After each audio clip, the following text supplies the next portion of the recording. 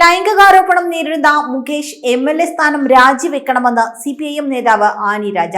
സ്ഥാനങ്ങളിൽ നിന്നും മാറി നിന്ന് അന്വേഷണത്തെ നേരിടണമെന്നും അല്ലെങ്കിൽ അന്വേഷണം സത്യസന്ധമാണോ എന്ന് പൊതുജനങ്ങൾ സംശയിക്കുമെന്നും ആനി രാജ പറയുന്നു.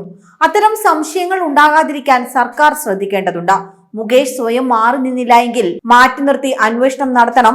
സിനിമാ താരങ്ങളുടെ സംഘടനയായ AMMA സംഘടനയിലെ കൂട്ടരാജി അനിവാര്യമായിരുന്നുവെന്നും സിനിമാ മേഖലയിലെ സമഗ്ര മാറ്റത്തിന് AMMA കൂട്ടരാജി കാരണമാകുമെന്നും ആനി രാജ പറയുന്നുണ്ട്. അതേസമയം മുകേഷ് MLA രാജിവെക്കണമെന്നും സിനിമാ നയരൂപീകരണ കമ്മിറ്റിയിൽ നിന്ന് ഒഴിവാക്കണമെന്നും സ്ത്രീപക്ഷ പ്രവർത്തകർ സംയുക്ത പ്രസ്താവനയിൽ ആവശ്യപ്പെട്ടു. ഈ ആവശ്യങ്ങൾ ഉന്നയിച്ചുകൊണ്ട് 100 സ്ത്രീപക്ഷ പ്രവർത്തകർ ചേർന്നാണ് സംയുക്ത പ്രസ്താവനയുമായി രംഗത്തെത്തിയത്.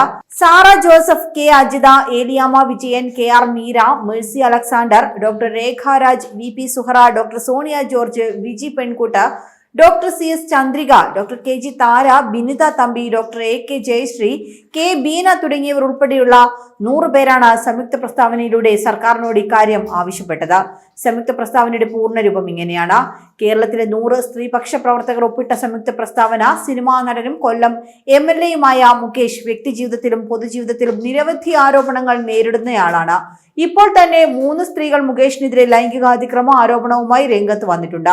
ഗാർഹിക പീഡനം, ബലാത്സംഗം, തൊഴിൽ മേഖലയിലെ ലൈംഗിക പീഡനം തുടങ്ങി നിരവധി ആരോപണങ്ങളാണ് മുകേഷിന്റെ പേരിലുള്ളത്.